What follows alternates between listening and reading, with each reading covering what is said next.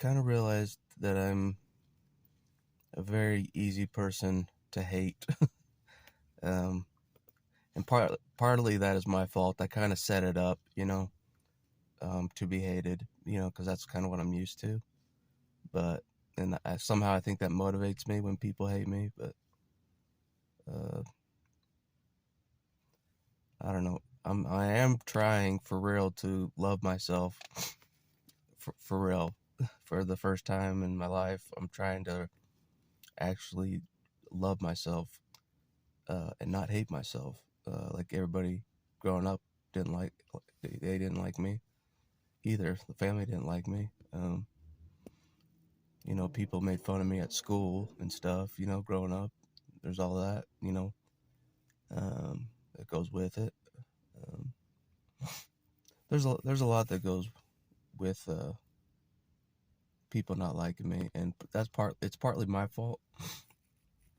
Um, some people like me, but it's a small few, and it's people that actually know me past um,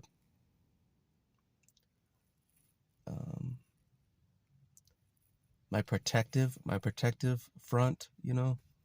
'Cause I think all survivors have a protective front, just for their own safety.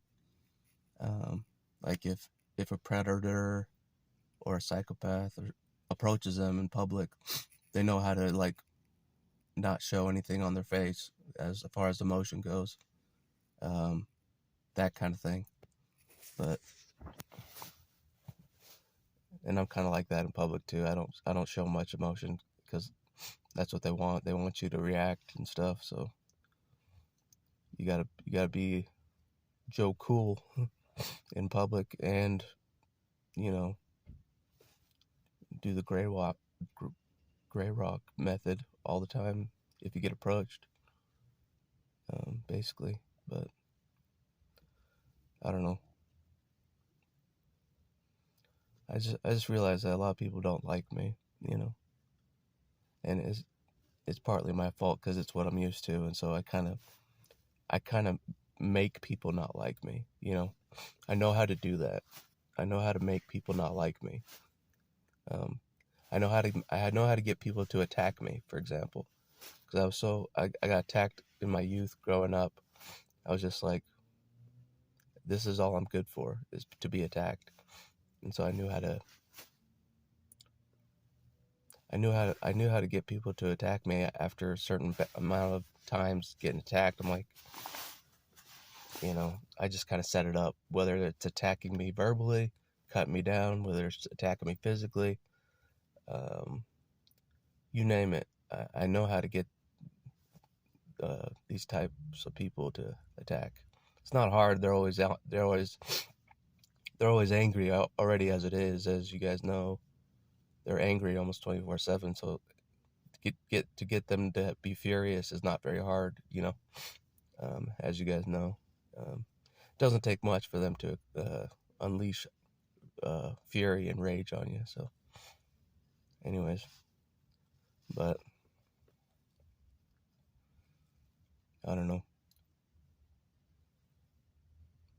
That's just kind of what I noticed. It's just like I kind of set people up to not like me because I still don't really like me totally, and that's a big part of it. And I think that's why the universe is stressing so strongly on this love myself issue. I mean, it always comes back to that love myself, but I don't know how. I was never taught love. I never saw love. My parents never loved each other the whole time. My parents never loved me the whole time, so there's no love example there. Um, my sisters didn't really love me. Maybe my younger sister, but my older sister didn't. Who became the golden child, but it does kind of suck that I had to cut out my younger sister. That does suck because I knew she'd be used to try to get to me, to find me, and what I'm saying, reel me back into their dysfunctional world. Um, I knew she'd be used as a pawn, and before I went no contact, my father was like, um, "Oh, you're still good with Bridget, aren't you?" Because he knew I was having issues with my older sister. At the time, at that particular time, I was having I was having my issues with my older sister were coming to the surface, and my father was like, "Oh, you're still good with Bridget, aren't you?" Because me and my younger sister, uh, sorry, I used her name, but oops. um, I don't know. I don't think anybody I know watches these videos, hopefully. But, it kind of gave me a message from my father that he would try to get to me through my younger sister, if I ever tried to cut out from the family, because he knew I was cutting out everybody one by one of the family. The first person I cut out totally was my mother, officially, and he knew that. And so he kind of saw that I was cutting everybody out, and he knew I was going to cut him out eventually on chopping block, which I did, which has been the hardest cut off for sure, is the one with my father. But he's the main psychopath, so I have to. Um, I know if anybody knows how dangerous he is, it's me.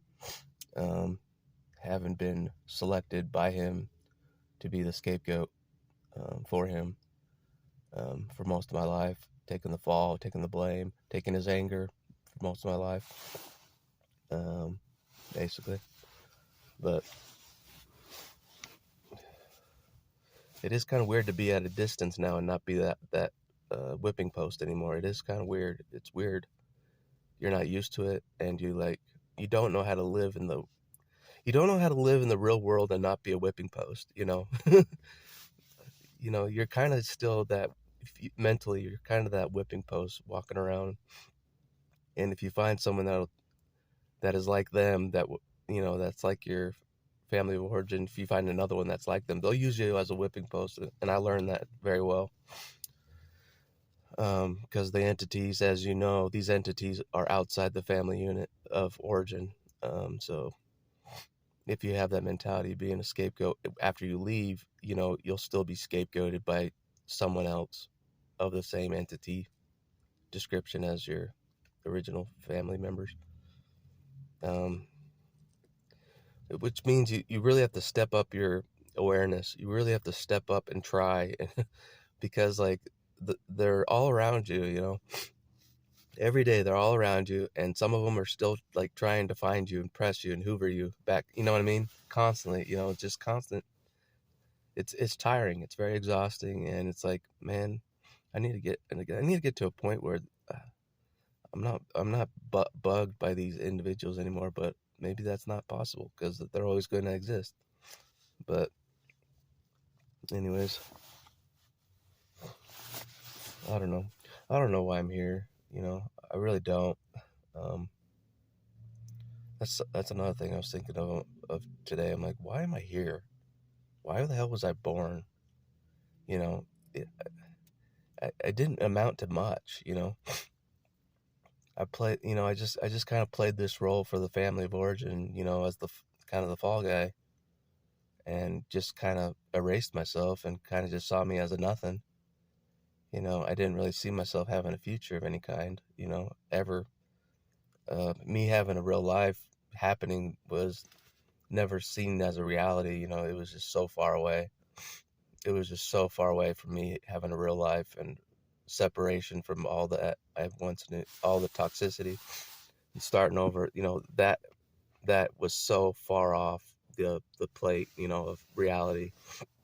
But I think I'm heading towards that, every day, just that more of a real healthy life, separate from all the toxicity you once knew. But there's always that pull to go back to what because the brain likes what you used to know, what it's comfortable with, even though it wasn't healthy for you, even though it was toxic for you, even though it almost killed you. That's what the brain knew. And so that's what you got to fight against, is what the brain knows and what the brain's comfortable with. And the brain's comfortable with predictability and familiar surroundings, and you know what I'm saying? So you got to get your brain more comfortable with the unknown surroundings, as you move forward. Just get used to new people, get new, you know what I'm saying? Just get your brain used to a new kind of living in a new kind of environment, for it. And try to make a peaceful kind of transition, like try to make it as peaceful as a life as you possibly can, if possible. That's what I'm trying to learn, how to make a peaceful life, despite all these predators out here and all that shit, all this chaos out here. Still trying to make a peaceful life for myself despite all that bullshit. Rising above it, basically. Mentally rising above it is kind of the goal. Ascending, whatever you want to call it, ascending above it all, leveling up, whatever you want to call it. Um, that's kind of what I'm doing, trying to do. And it's hard. I mean, how many people do you run into and say, "Hey, did you cut off your parents? You ever think about cutting out your parents completely from your life?" They'll look at you like you're crazy. Cut out my parents forever? No way. I love my parents. I talk to them every week. You know, you get that kind of shit. And I'm just like, so you can't relate to anybody, for cutting out your entire family and your parents and permanently. They don't get it. They're like, well, you cut out your whole family? That's weird, so you can't relate to any people like that just talk to their parents all the time, that have a good relationship with their parents, and you can't relate to them. You can't explain to them that there are cases of parents that abuse their kid, um, or kids constantly, like on a constant basis abuse, and there's no love at all. Then people can't fathom that you can have a kid and not love it at all. You can, the whole time you can have a kid around you, your own kid, and not love it and just hate it the whole time. Like in my situation, it was like hated it the whole damn time, and I knew they hated me, but I didn't know what else to do. I was kind of just born into it, so I didn't know what the hell to do. I didn't know how to escape and survive on my own, and I still struggle to survive on my own, without the help of a higher power and uh, good people that the higher power puts in my path to help me along. I'd be fucking screwed. You know, I wasn't taught a whole lot of things. I wasn't taught how to do a lot of things. And I'm not ashamed to admit it, but I've learned certain things. But anyways, I just need to I need to get to stop the hate towards me, or even if it's from myself. I need to find a way to just stop that hate, because I don't deserve that kind of hate, even if it's from me. I don't think I'm that bad of a guy. I may have physical pain still and all that, some health problems, but I still don't think I'm that bad of a guy. You know, uh, especially if I didn't have these pain issues and stuff. I don't think I'm that bad of a person, at all. So, anyways, um, yeah, I'm not like trapping a victim in my where I'm living. You know what I'm saying? I'm not trying to like love bomb somebody and trap them in a house. I'm not doing that shit. So I'm not a bad person because I don't do that shit. So that's what I say. And I don't know.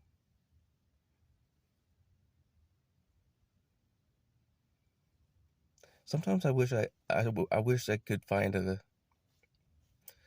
counselor, and I know they exist, a counselor that really, really, really, really understands psychopath abuse, or demonic abuse, or you know this kind of abuse, because it's different. It's different from the normal abuse that they've seen.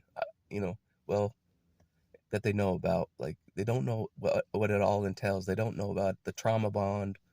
They don't know about you have to go no contact. None of them told me to go no contact. I had to figure that out on my own. I'm like, I have to go no contact. I can't do this anymore. And like, none of the professionals told me to go no contact. Not one. And I told them my situation and what I was dealing with. And not one said to go no contact. I had to do that on my own. Figure that out on my own. The no contact was the only option. The only option to dealing with the psychopath is no contact, and then maintain the contact. Maintain the no contact, which is pretty hard too. It's pretty hard to maintain the no contact. It's harder than implementing the no contact. The practice and maintaining of no contact is harder, and it's no joke, because there's the aftermath effects are a struggle. The aftermath effects are unforeseen. A lot of people don't predict the aftermath effects after the no contact. There's a lot you have to fight through. There's a lot you have to struggle through. You have to grieve the loss of you have to grieve the loss of them from your life as if they're dead. You have to go through a grieving process of the fake character, basically, that you thought they were. You have to go through that. You can't rush that. You have to fight through the fight or flight until that calms down. And there's no real way to calm that down quickly. You just have to kind of deal with it as you go. But another thing, you have to deal with the missing them, you know what I'm saying? And from the love bombing and the golden period that they showed to you, the fake good side, basically you're fighting against that too, that pull, that addiction. You're fighting a pretty strong addiction that they created through many methods. And so it's not just one thing. It's a lot of things you're fighting through. Part of your mind is like, yeah, they're dangerous, they're a bad person. Then another part of your mind is like going through all the good times that you thought were good times with them. Like, it's like your brain is struggling with cognitive dissonance a lot in the aftermath. But anyway, it is a mental fight for sure. This is mostly mental. If you have to get your mind strong. You really do. And I admit that I kind of didn't take it seriously for a while, because I didn't think I could heal. I thought it'd be too hard, and I couldn't do it.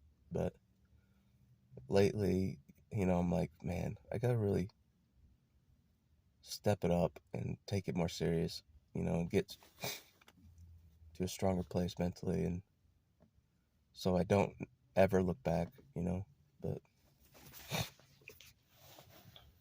I don't know.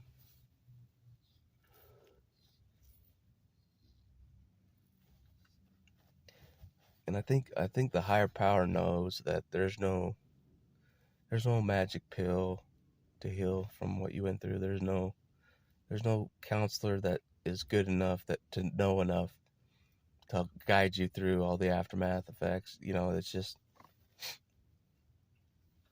it's a lot. It's a lot to heal from. And I knew it would be. I knew it would be a monumental undertaking if I ever tried to heal and live a real life of some kind, because I knew I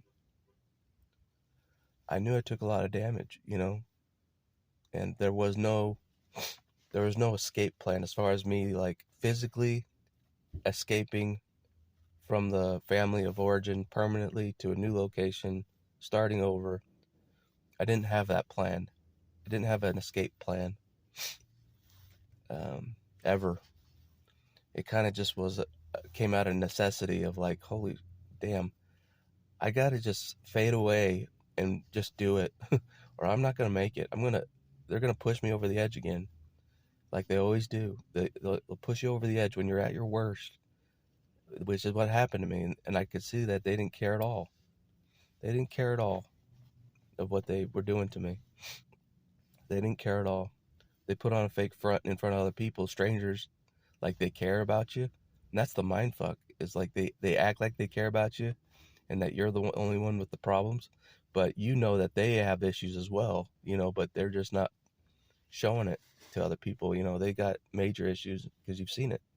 You've seen their issues face up close, up in your face. You've seen how messed up they are, and it's almost like you're the only one that knows just how messed up they are, even though you have damage to deal through as well. You still know how messed up they are as well, but nobody else does, because they put on this act, for the public, for the strangers, like they put on this great act, for people that aren't behind closed doors with them, so it's very hard to detect. They fool a lot of people, at least from what I saw over my lifetime. Like they fooled everybody pretty much. When I go through all my memories, a lot of my memories, they fooled everybody. They fooled all extended family, and a lot of extended family were like them as well. So they were kind of just one and the same person, hanging out together. But I don't know. Yeah, they fooled everybody at church. They fooled everybody in the neighborhood. They fooled everybody. You know what I'm saying?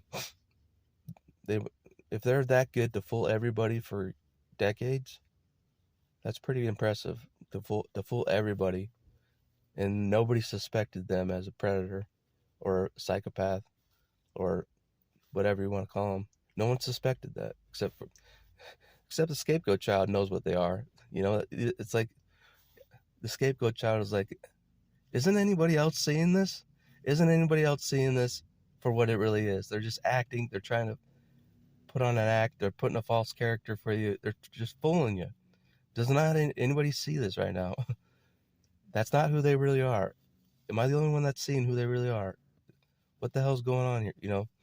And most of your life is like that. Am I the only one that sees what the fuck they are? What the hell is going on?